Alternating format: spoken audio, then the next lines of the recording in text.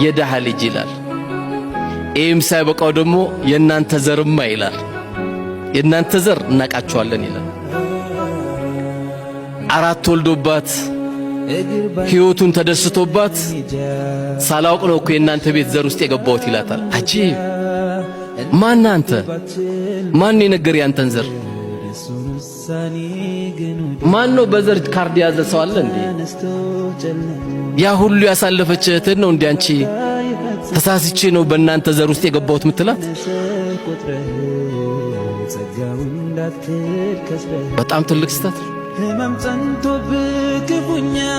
ይህም ሳይበቃ አንዳንዱ ሲመርጥ የእኛን ብሔረሰብ ሴት አላገኘውም ብለ እሷም ስትመርጥ 50 ላይ ያገባል፣ 51 ላይ ልጅ ይወልዳል።